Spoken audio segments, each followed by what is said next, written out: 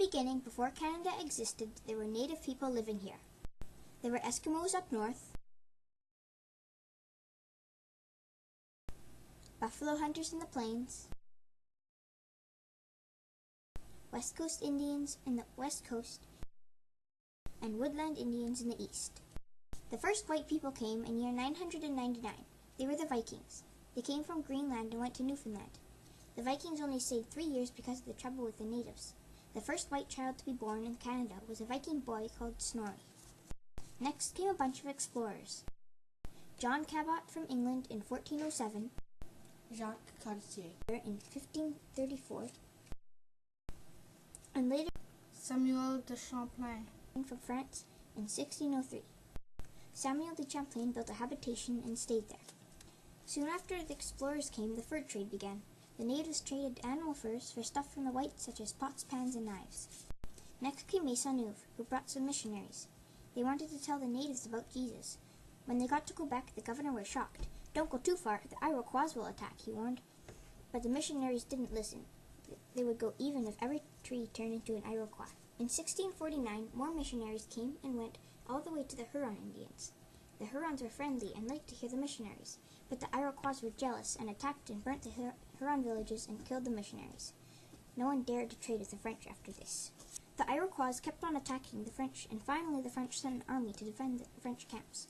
The trouble with the Iroquois lasted until Frontenac arrived to become governor at Quebec. He attacked the Iroquois and made peace.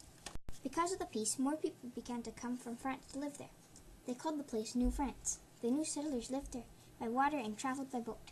People called coureurs de bois would travel inland by canoe and bring furs to the coast, where they would be brought to France and be sold. Hudson Bay is discovered. The French bring their furs to Hudson Bay, and the furs go on a boat from there. The English move in and kick the French, called Acadians, out. Soon in 1759 there is war again. This war is called the 7 Years' War. General Wolfe from England sailed his army back and forth, trying to find a way up the cliff to Quebec. At last he found a steep path and attacked and won. In 1783, 13 colonies in the south wanted to become their own country and became the United States of America. They wanted to take Montreal and Quebec and attacked, but didn't win and had to go back home, and Canada remained a British colony. Lots of people did not want to vote against the English king. They were called Loyalists because they were loyal to Britain.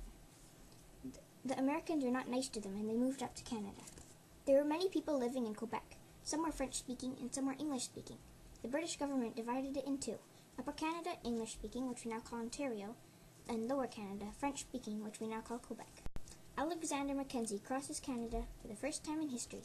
He painted a rock near the shore that said, "Alexander Mackenzie, from Canada, by land, July 22, 1793. In 1794, Captain Vancouver got to the coast of Canada by sea. He had orders to make a map of the west coast of Canada. Some years later, the Okanagan Pack Train began. People would carry furs from coast to coast. It was the first coast-to-coast highway. People from Scotland began to come and live by the Red River. This was the beginning of Manitoba. Suddenly, there was war again between Canada and the U.S. They were angry with Britain, and Britain was busy fighting against France. The Americans thought it would be easy to take Upper Canada because there are so many American settlers there. But they were wrong. The Loyalists fought hard to stay Canadian, and Tecumseh helped General Brock fight. This was known as the War of 1812. On the other side of the Rockies, the little trading posts on Vancouver Island were growing very slowly because it was far away from the settlements in the east. But suddenly gold was discovered in British Columbia, and there was a big gold rush. Canada becomes a country with Johnny Macdonald as Canada's first Prime Minister on July 1st, 1867. The first colonies to join were Ontario, Quebec, New Brunswick, and Nova Scotia.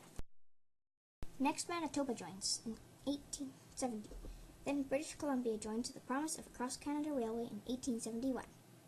And finally, Prince Edward Island joins in 1873. The Northwest Mounted Police, now called Royal Canadian Mounted Police, or RCMP, patrol the prairies. In 1885, the cross-Canada railway is finally complete, and more people are moving into the prairies. Most of them live by the railway, so they have transportation. There is no trees in the prairies, so they dig their houses underground. In 1898, gold was found in the Yukon, and Yukon became a province. In 1905, Alberta and Saskatchewan joined Canada. Soon after, in 1949, Newfoundland joins as well. In April 1999, Nunavut becomes a new territory, and Canada becomes what it is known as today, one of the most beautiful countries in the world.